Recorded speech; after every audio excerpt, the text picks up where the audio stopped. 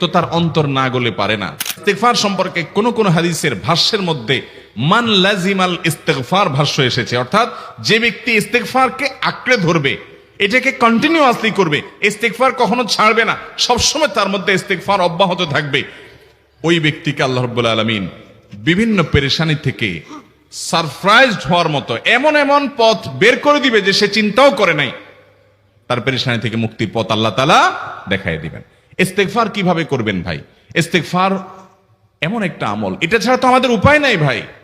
ইস্তেগফার আমাদের দুনিয়ার পেরেশানি দূর করবে, আখিরাতের পেরেশানি দূর করবে। দুনিয়ার পেরেশানি আমাদের বিপদ আপদ মুসিবত, এগুলো রিজিকের অনটন অভাব এগুলা, আর আখিরাতের পেরেশানি হলো আমাদের পাপ গুনাহ এগুলা। কোরআনে কারিমে আল্লাহ রাব্বুল আলামিন সূরা নূহের মধ্যে আল্লাহ নবী নূহ আলাইহিস সালাম তার সম্পর্কে বলছেন, ফাকুলতুস্তাগফিরু রাব্বাকুম ইন্নাহু কানা গাফফারা ইউরসিলিস সামাআ আলাইকুম মিদরারা ওয়া ইউমদিদুকুম বিআমওয়ালিন ওয়া বানিন ওয়া ইয়াজআল লাকুম জান্নাতিন ওয়া ইয়াজআল লাকুম আনহারা। তিনি বলেন, আমি বলেছি আমার জাতিকে তোমরা ইস্তেগফার কাছে ইস্তেগফারটা করতে থাকো। রুটি রুজি নাই, চাকরি নাই, ইনকাম নাই, ব্যবসা খারাপ যাচ্ছে, পেরেশানি হচ্ছে, ইস্তেগফার ধরো, কি হবে? ইন্নাহু কানা গাফফারা।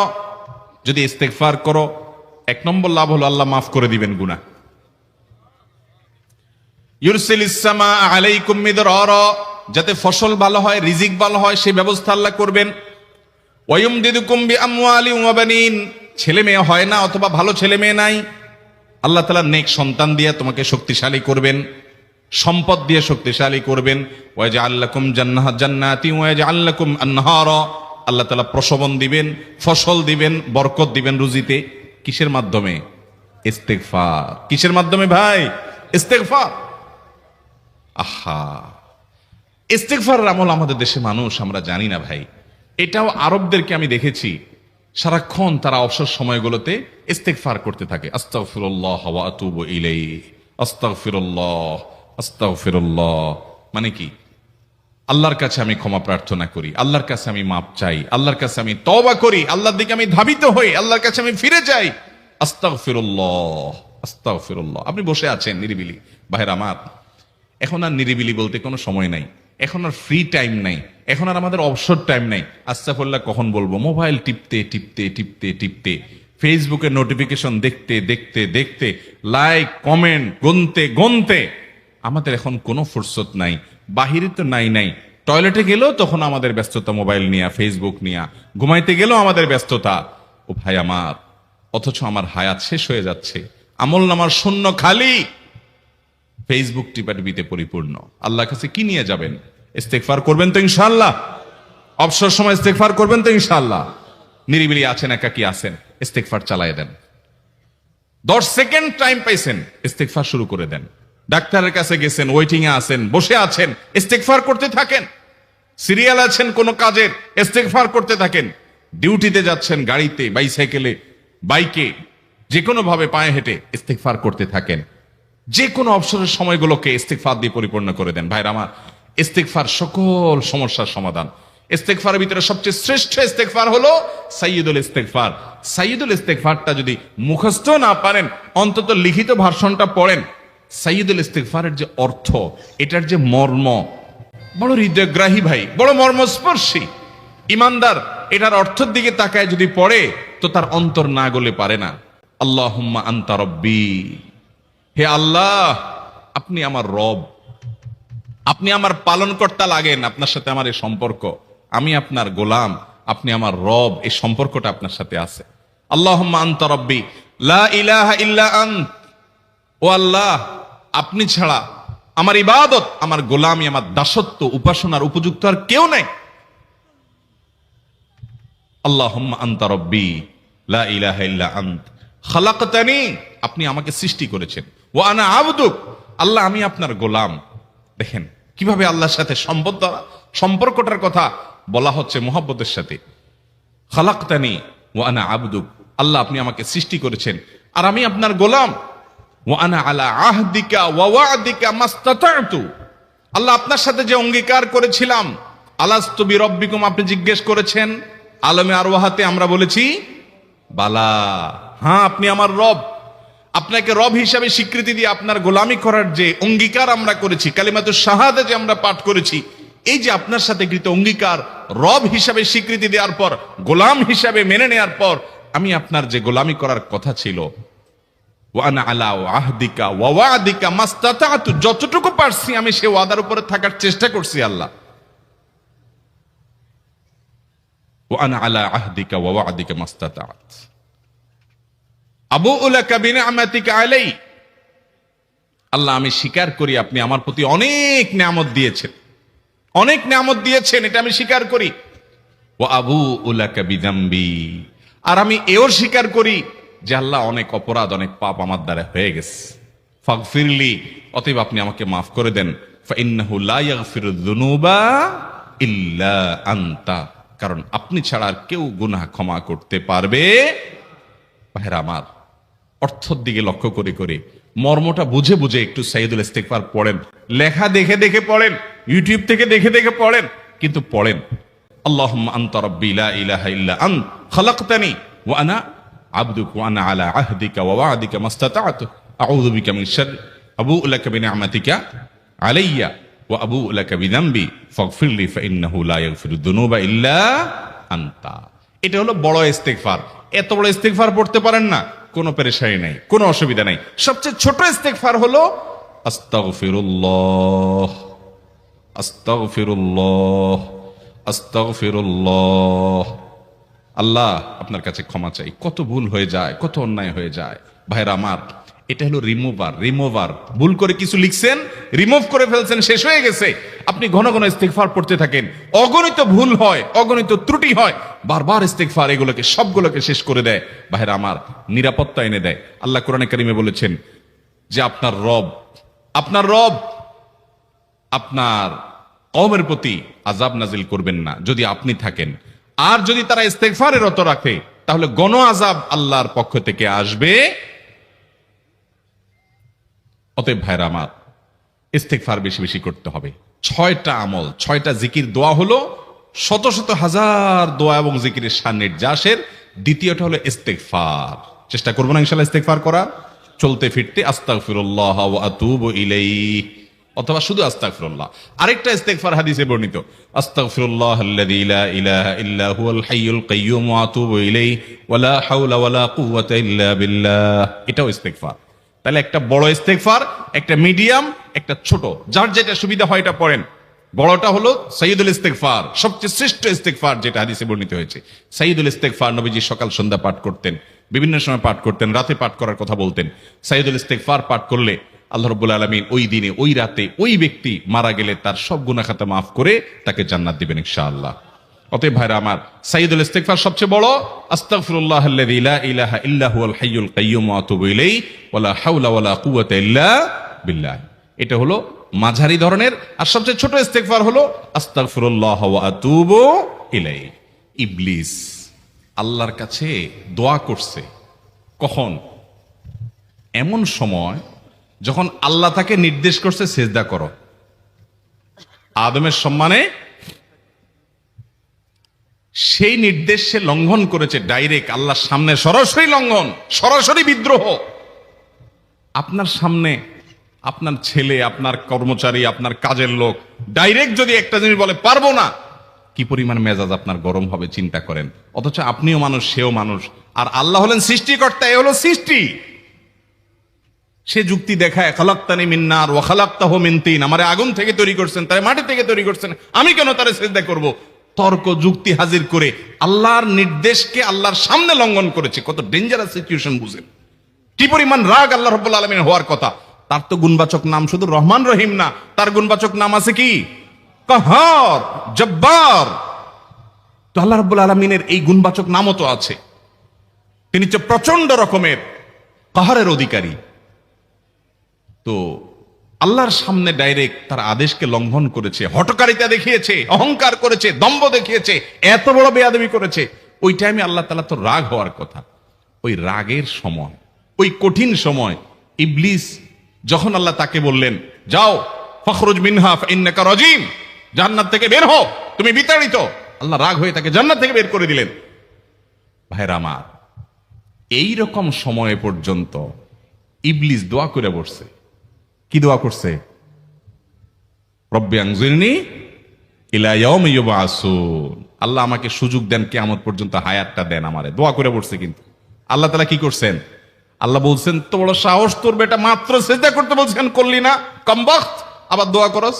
আল্লাহ সেটা বলেন নাই। আল্লাহ কি করছেন? ইন্নাকা মিনাল মুনজারিন, যাও তোমাকে সুযোগ দেয়া হলো। সুবহানাল্লাহ। ইবলিস যদি আল্লাহর রাগ হওয়ার মতো সময়ে, ক্রোধ হওয়ার মতো সময়ে আল্লাহর সামনে আল্লাহর সরাসরি অবাধ্য হয়ে আল্লাহ তাকে বের করে দিচ্ছেন বিতাড়িত শয়তানকে, ওই টাইমে যদি দোয়া করার পর ইবলিসের দোয়া কবুল হয়, ও মুসলমান, আপনি আল্লাহর গোলাম হিসেবে নিজেকে স্বীকার করেন, আপনি যত পাপিষ্ঠ হন না কেন, আপনার দোয়া কেন কবুল হবে না? আল্লাহর কাছে দোয়া করবো না ইনশাআল্লাহ? ইবলিসই আমাদেরকে বুঝায়, ফুসলায়, তুই কোন মুখে দোয়া করবি আল্লাহর কাছে? তোর নামাজের ঠিক নাই, তোর ইবাদতের ঠিক নাই, এত আকাম কুকাম করস ফেসবুকে ইউটিউবে, তোর মতো 2 নম্বর একটা মানুষ, কোন মুখে আল্লাহর কাছে দোয়া করবি? থাক, দোয়া করিস না। আমি কেমনে এই মুখ নিয়ে দোয়া করবি? এটা যখন আপনার মনের ভিতরে আসে, তখন বুঝবেন যে মিস্টার ইবলিস অ্যাক্টিভ হয়ে গেছে আপনার শরীরে। কথা কি বুঝাতে পারছি? আল্লাহর কাছে দোয়া করবেন তো ইনশাআল্লাহ। আশুরা উপলক্ষে সর্বপ্রথম এবং প্রধান আমল হলো রোজা রাখা। মুহররমের 10 তারিখ এবং তার সাথে 9 তারিখ, এই দুইটা রাখা উত্তম। কারণ নবী সাল্লাল্লাহু আলাইহি সাল্লাম বলেছেন, যদি আমি আগামী বছর বেঁচে থাকি তাহলে আমি 9-10 রোজা রাখবো। এই যে 9-10 রাখাটা উত্তম, এটা নবীজির স্বপ্ন ছিল, আকাঙ্ক্ষা ছিল। আর না হলে 10-11 রোজা রাখা, এটা হলো আশুরার প্রধান আমল। দ্বিতীয়ত, আশুরার এই দিবসের শিক্ষাটা গ্রহণ করা, এটা নিয়ে খুব বেশি আলোচনা হয় না। আলোচনা হয় শুধু আশুরার রোজা নিয়ে, ইতিহাসও আলোচনা হয়, কিন্তু আশুরার চেতনা কি, আশুরার শিক্ষা কি, আশুরা আমাদেরকে কি বার্তা দেয়, সেটা নিয়ে আলোচনা হয় না। অতএব আশুরা উপলক্ষে প্রতি বছরই আমাদের এই শিক্ষাটা ধারণ করা দরকার যে সত্যের বিজয় হবেই হবে, 2 দিন আগে আর 2 দিন পরে। আর অসত্য এবং বাতিল লাঞ্ছিত, অপমানিত, পরাজিত, নিমজ্জিত হবেই হবে, সেটাও 2 দিন আগে বা পরে। ফেরাউন শক্তিশালী ছিল, ফেরাউন ক্ষমতাবান ছিল, জালিম ছিল, তাই বলে তার পক্ষাবলম্বন সত্যের অনুসন্ধানে মানুষরা করে নেই। মুসা আলাইহিস সালাম দুর্বল ছিলেন, তার অনুসারী বনী ইসরাঈলও দুর্বল ছিলেন, তারা শোষিত ছিলেন, আর ফেরাউন শোষণকারী ছিল। এই দুইয়ের মধ্যে আল্লাহ তাআলা চূড়ান্ত হাসি, শেষ হাসি, চূড়ান্ত বিজয় এটা দান করেছেন কাকে? মুসা আলাইহিস সালাম। অতএব সত্যের বিজয় হয় 2 দিন আগে আর পরে। এই চেতনা, এই শিক্ষা মাথায় রেখে যদি আমরা চলি, আমরা সত্যের সাথে থাকবো, সেটা দুর্বল হলেও সত্যের সাথে থাকবো, সংখ্যায় কম হলেও। আমি শুধুমাত্র শক্তি, সামর্থ্য, দল, গ্রুপ, মতাদর্শ এগুলো দেখে, জোয়ার দেখে আমি চলবো না, আমি আদর্শের ভিত্তিতে চলবো। এই শিক্ষাটা আমাদেরকে আসলে দিয়ে থাকে। অতএব সেই শিক্ষাটা আমরা ধারণ করার চেষ্টা করবো ইনশাআল্লাহ। আশুরা উপলক্ষে একটা হাদিস, যে হাদিসকে ইমাম তিরমিজি রাহিমাহুল্লাহ বিশুদ্ধ বললেও, হাসান বললেও, অন্য ইমামরা অনেকে জয়ীফ বলেছেন, সেটা হলো এই দিনে আল্লাহ তাআলা আল্লাহর বান্দাদেরকে মাফ করার ইতিহাস আছে। অতএব পরবর্তী জাতিরাও আল্লাহর কাছে তওবা করলে এই দিনে তওবা কবুল হবে, আল্লাহ তওবা করবেন, কবুল করবেন। তো সেই হাদিসের উপর ভিত্তি করে কেউ আল্লাহর কাছে এই দিন ইস্তেগফার এবং তওবাও করতে পারে, যেহেতু নফল আমল, এটা চাইলে কেউ করতে পারেন। মুহররম আসলেই মুআবিয়া রাদিয়াল্লাহু তাআলা আনহুকে নিয়ে বিভিন্ন আলোচনার জন্ম নেওয়া হয়। হযরত মুআবিয়া রাদিয়াল্লাহু তাআলা কি সাহাবী ছিলেন? মুআবিয়া রাদিয়াল্লাহু তাআলা সাহাবী ছিলেন, এটা নিয়ে তো কোনো প্রশ্ন থাকার সুযোগই নেই। আমরা সবাই জানি তিনি সাহাবী ছিলেন, এবং মুআবিয়া রাদিয়াল্লাহু তাআলা আনহু আমাদের সমস্ত মুসলমানদের কাছে শ্রদ্ধার পাত্র। সাহাবীদের সমালোচনা করতে নবী সাল্লাল্লাহু আলাইহি ওয়াসাল্লাম পরিষ্কারভাবে নিষেধ করেছেন। সাহাবীদের সমালোচনা করা, তাদেরকে গালমন্দ করা, এই গালমন্দ করতে নবী সাল্লাল্লাহু আলাইহি ওয়াসাল্লাম নিষেধ করেছেন। মুআবিয়া রাদিয়াল্লাহু তাআলা আনহু সহ সাহাবা ইকরাম সম্পর্কে আমাদের ধারণা হলো, মানুষ হিসেবে তারা কেউ ভুলের ঊর্ধ্বে নন, তাদের কোনো ব্যক্তিগত ভুল থাকতে পারে। কিন্তু প্রথম কথা হলো, সাহাবীদের ব্যাপারে কোরআন ও সুন্নাহ যে সমস্ত মর্যাদার কথা বলেছে, সেই সমস্ত মর্যাদাগুলোর কারণে তাদেরকে আল্লাহ যদি মাফ করে দেন, আপনি আমি সমালোচনা করার কে? বদর যুদ্ধে অংশগ্রহণকারী সাহাবীদের সম্পর্কে নবী সাল্লাল্লাহু আলাইহি ওয়াসাল্লাম বলেছেন, সহিহ বুখারীতে আসছে, আমালু মা শি'তুম ক্বাদ গাফারাল্লাহু লাকুম, তোমরা যা খুশি করতে পারো, আল্লাহ তোমাদের মাফ করে দিয়েছেন। কত বড় কথা! অতএব সাহাবীদের গালমন্দ করা, নিন্দামন্দ করা জায়েজ নাই। হোসেন রাদিয়াল্লাহু তাআলা আনহুর যে কারবালা ঘটনায় নির্মমভাবে সপরিবারে শাহাদাত বরণ করেছেন, সেটার সাথে মুআবিয়া রাদিয়াল্লাহু তাআলা আনহুর কোনো দায় নেই। অহেতুক অনেকে সেটাকে জড়াবার চেষ্টা করেন। হোসেন রাদিয়াল্লাহু তাআলা আনহুর শাহাদাতের সাথে ইয়াজিদের যে সম্পর্ক, বা ইয়াজিদের বাহিনীর যে সম্পর্ক, সেটাকে মুআবিয়ার উপরে দায় চাপানোটা একেবারেই অহেতুক। হ্যাঁ, মুআবিয়া রাদিয়াল্লাহু তাআলা আনহু তার ছেলেকে দায়িত্ব দিয়েছেন, দায়িত্বে রেখেছেন, এটা তার ইস্তেহাদ, এটা তার ভুল, এটা তার গবেষণা, এটা ভালো হতে পারে, হয়তো বা বাস্তবে সেটা ভুল হতেও পারে, কিন্তু এটা গবেষণা, গবেষণাগত ভুলের জন্য কেউ কোনো মুস্তাহিদ সমালোচনার যোগ্য গালমন্দ অন্তত করার উপায় বা সুযোগ থাকে না। বিধায় মুআবিয়া রাদিয়াল্লাহু তাআলাকে নিয়ে আমাদের ধারণার পরিবর্তন হওয়া উচিত। আমাদের সমাজে দেখা যায় মহরমের 10 তারিখ আসলেই অনেক রেডিও চ্যানেলে, অনেক মিডিয়াতে মুআবিয়ার সমালোচনা করা হয়। এটা সুস্পষ্টভাবে শরিয়ার লঙ্ঘন, নবী সাল্লাল্লাহু আলাইহি ওয়াসাল্লাম হাদিসের লঙ্ঘন। একজন ইমানদার সেটা করতে পারেন না। পুত্রের কোনো কর্মকাণ্ডের জন্য গণহারে বাবাকে দায়ী করা এটা একেবারেই অনুচিত কাজ। মহরম মাস আসলেই হাই হুসেন বলে মিছিল করতে দেখা যায়, এগুলো কি শরীয়ত সম্মত? এগুলো সুস্পষ্ট বিদআত। মহরম মাসের সাথে এই হাই হুসেন করার কোনো সম্পর্ক নাই। তাছাড়া হোসেন রাদিয়াল্লাহু তাআলা আনহুর মৃত্যুতে আমরা প্রত্যেকটা মানুষ ব্যথিত এবং তার হত্যাকারীদেরকে আমরা ঘৃণা করি, কিন্তু এবং তাদের নির্মম শাস্তি আল্লাহর কাছ থেকে আমরা আশা করি, দোয়া করি। কিন্তু সেই সাথে তাকে ঘিরে সারা বছর জুড়ে বা যুগ যুগ ধরে এই শোক পালন করা, শতাব্দীকে শতাব্দী পর শোক পালন করা, এটা শরিয়ার কোনো বিধান নয়। শরিয়ার বিধান হলো লা ইহদাদা ফাওকা সালাসাতি আইয়াম, 3 দিনে বেশি কোনো শোক পালন করা চলবে না। বিধায় আমরা তার শোকে মুহ্যমান, তার ব্যথায় ব্যথিত, কিন্তু এর মানে এই না যে আমরা এটা বছর বছর পালন করে যাব। ইহুদি খ্রিস্টানদের অনুকরণ, তারা যেরকম প্রত্যেক বছর বছর দিবস পালন করার অংশ হিসেবে এগুলো করে থাকে। এটা ইসলামের কালচার না, মুসলমানদের কর্মকাণ্ড নয়। নবী সাল্লাল্লাহু আলাইহি ওয়াসাল্লাম ওয়াফাতের পর এরকম বছর বছর কোনো শোক পালন সাহাবীরা কেউ করেননি। নবী করিম সাল্লাল্লাহু আলাইহি ওয়াসাল্লাম বলেছেন, সিয়ামু ইয়াউমি আশুরা আহতাসিবু আলাল্লাহি আন ইউকাফিরাস সানাতাল্লাতী ক্বাবলাহা। আশুরার রোজা, এটার ব্যাপারে আল্লাহর প্রতি আমার ধারণা হলো যদি কেউ এই রোজাটি রাখে, আল্লাহ সুবহানাহু ওয়া তাআলা তার পূর্বের 1 বছরের ছোটখাটো গুনাহগুলো মাফ করে দিবেন। বান্দার হক বান্দার কাছ থেকে মাফ নিতে হবে, কবিরা গুনাহ তওবা করতে হবে, ছোটখাটো গুনাহগুলো আমলের মাধ্যমে আল্লাহ সুবহানাহু ওয়া তাআলা মাফ করে দিবেন। এছাড়া আশুরা রোজার আরেকটা বিশেষ ফজিলতের দিক হলো, রমজানের রোজা ফরজ হওয়ার আগে, এমনকি হিজরতেরও আগে নবী করিম সাল্লাল্লাহু আলাইহি সাল্লাম মক্কা যখন ছিলেন, কুরাইশরা আশুরার রোজা রাখত। বছরে একটা রোজাই ছিল রমজান রোজা ফরজ হওয়ার আগে, সেটা হলো এই আশুরা। এবং নবী করিম সাল্লাল্লাহু আলাইহি সাল্লামও সে রোজা রাখতেন। মদিনায় আসার পর তিনি ইহুদিদেরকে দেখেছেন যে তারা আশুরার রোজা রাখে। অতএব তাদের রোজা রাখা দেখে নবী সাল্লাল্লাহু আলাইহি ওয়াসাল্লাম জিজ্ঞাসা করলেন, তোমরা রোজা কেন রাখো? তারা বললো, এই দিনে মুসা আলাইহিস সালামকে আল্লাহ সুবহানাহু ওয়া তাআলা বিজয় দিয়েছেন, সেজন্য আমরা তার প্রতি শুকরিয়া আদায় করে রোজা রাখি, আশুরার রোজা।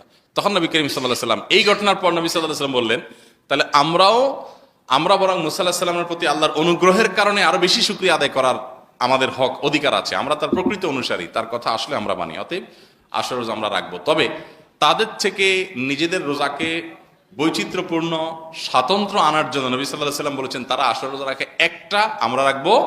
কারণ নবী সাল্লাল্লাহু আলাইহি ওয়াসাল্লাম তার জীবনের শেষ বছর বলেছিলেন যে আমি যদি পরবর্তী বছর বেঁচে থাকি তাহলে লা সুমান্নাত তাসিআ ওয়াল আশির, তাহলে মুহররমের 9 এবং 10 এই 2 দিন রোজা রাখতাম। এই জন্য আশুরা রোজা কয়টা রাখতে হবে? 2টা রাখা হলো সুন্নাত, আর সেই 2টা রোজা 9 এবং 10। এখন প্রশ্ন উঠতে পারে যে শুক্রবার রোজা রাখা তো হাদিসে নিষেধ আছে। এর উত্তর হলো যে শুক্রবারকে শুক্রবার হিসেবে রোজা রাখা নিষেধ, কিন্তু শুক্রবারে অন্য কোনো অকেশন এসে পড়লে, রমজান মাস শুক্রবারে পড়লে আপনি রোজা রাখবেন না। অতএব সেই হিসাবে আশুরা রোজার অংশ হিসেবে আপনি রাখতে পারেন। তাহলে এই বছর আশুরা রোজা 9, 10 অথবা 10, 11, তো 9, 10 রাখাটা অধিকতর উত্তম, সে রোজা রাখবো। আল্লাহ সুবহানাহু ওয়া তাআলা আমাদেরকে আমলের তৌফিক দান করুন। মুহররম মাসের সবচেয়ে দামি আমল কোনটি?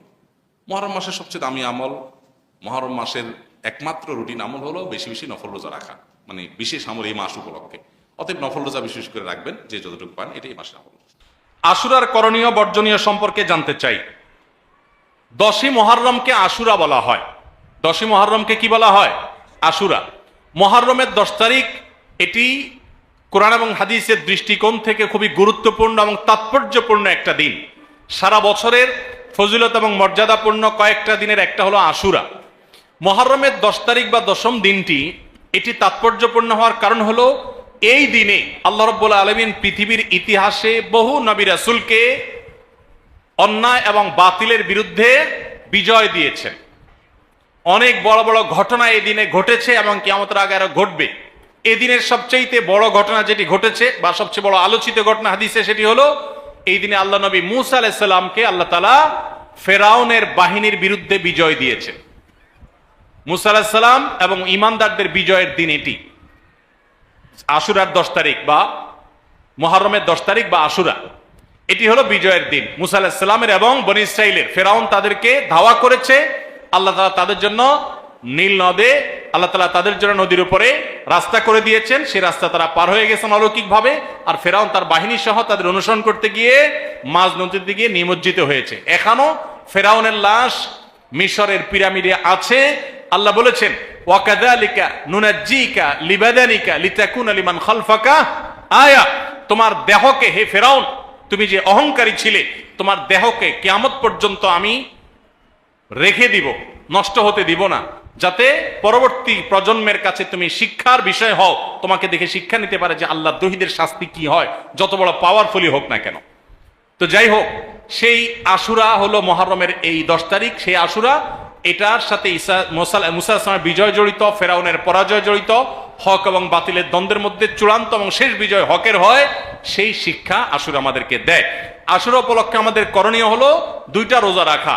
সবচেয়ে উত্তম হয় 9 এবং 10 রাখা। কেন উত্তম? কারণ নবী করিম সাল্লাল্লাহু আলাইহি সাল্লাম যে বছর ওয়াফাত হয়েছে, তিনি বলেছেন যদি আমি আগামী বছর বেঁচে থাকি লা আসুমান্নাত তাসিআ ওয়াল আশির, তাহলে আমি 9 এবং 10 জিলহজের এই 2 দিন রোজা রাখবো। এই জন্য 9 তারিখ আর 10 তারিখ রোজা রাখা উত্তম। আর যদি 9-10 তারিখ রাখতে না পারেন, তাহলে 10 আর 11 রাখবেন। 2টা রোজা রাখা উত্তম। ইহুদিরা শুধু একটা রোজা রাখে। নবী সাল্লাল্লাহু আলাইহি সাল্লাম আমাদের রোজাকে তাদের থেকে স্বতন্ত্র করবার জন্য, তাদের থেকে পৃথক করবার জন্য 2টা রোজার নির্দেশ দিয়েছেন। এই জন্য আশুরা উপলক্ষে 2টা রোজা রাখা সুন্নাত। মুহররম মাসে নারীদের স্পেশাল কোনো আমল আছে কিনা জানলে উপকৃত হতাম।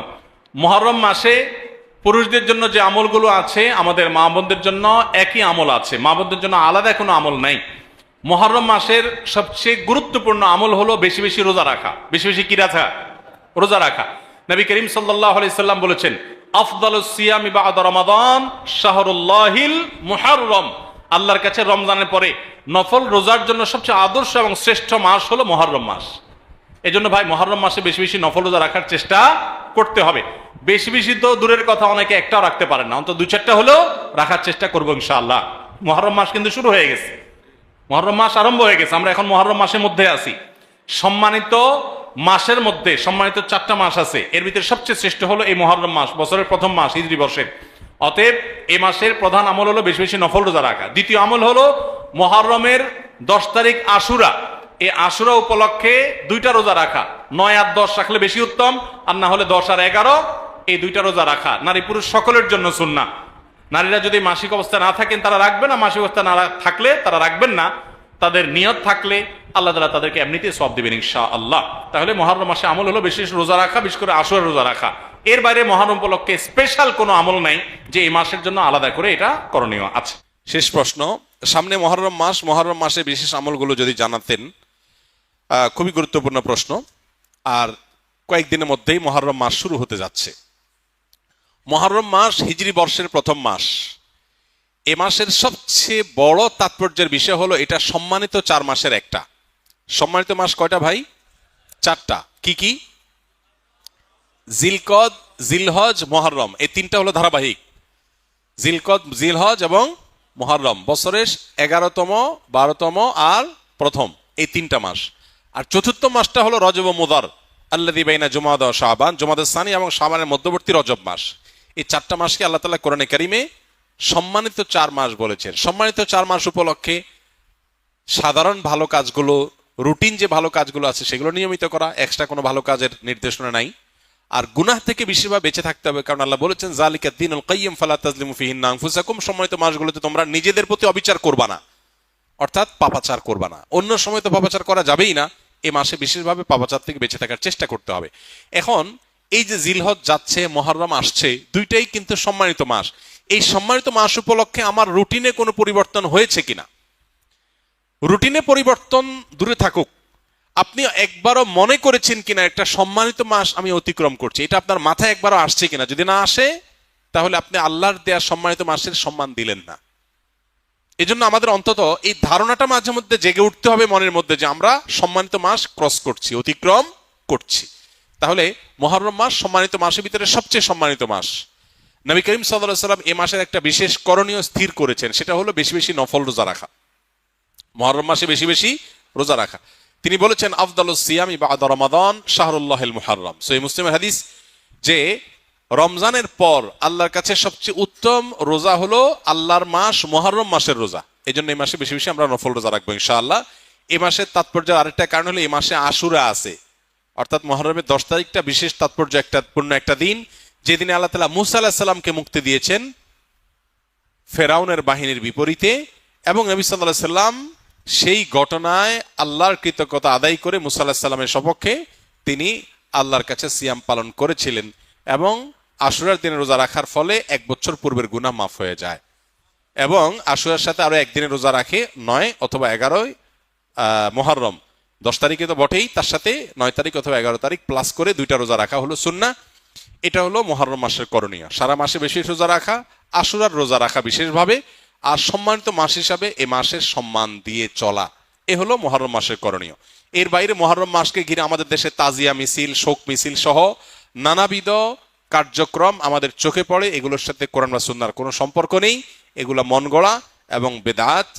যেই দিনে আশুরার দিনে রোজা রাখার কথা বলা হয়েছে সেই দিনে লাল ডেক বসায় যদি খিচুড়ি খায় তাহলে সুন্নাহর খেলাফ কাজ হবে আরো, সে কাজটি আমাদের দেশে হচ্ছে। সুন্নাহর প্রচলন নাই, বেদাতের প্রচলন আছে। মহরম মাস হিজরি সনের প্রথম মাস। এ মাস সম্মানিত 4 মাসের মধ্যে সবচেয়ে মর্যাদাপূর্ণ মাস। সম্মানিত 4 মাসের 4টি মাসের মধ্যে সবচেয়ে মর্যাদাপূর্ণ মাস হলো মুহররম মাস। মুহররম শব্দের অর্থ হলো সম্মানিত, নামই যার পরিচয়। অর্থাৎ এই মাসকে আল্লাহ সুবহানাহু ওয়া তাআলা মর্যাদা দিয়েছেন, সম্মান দিয়েছেন। এই মুহররম মাসটি শুরু হয়েছে মাত্র 2 দিন হলো। অতএব এই মাস জুড়ে একজন মুসলিম হিসাবে এই মাসের প্রতি মর্যাদা বোধ আমাদের অন্তরে লালন করতে হবে, জাগ্রত রাখতে হবে। আর এই মাসটিকে নবী করিম সাল্লাল্লাহু আলাইহি সাল্লাম শাহরুল্লাহ বলেছেন, আল্লাহর মাস বলেছেন। মাস তো সবই আল্লাহ তাআলার, তারপরে এটাকে স্পেশালি আল্লাহর মাস বলার মানে হলো এই মাসটার বিশেষ গুরুত্ব বোঝানো।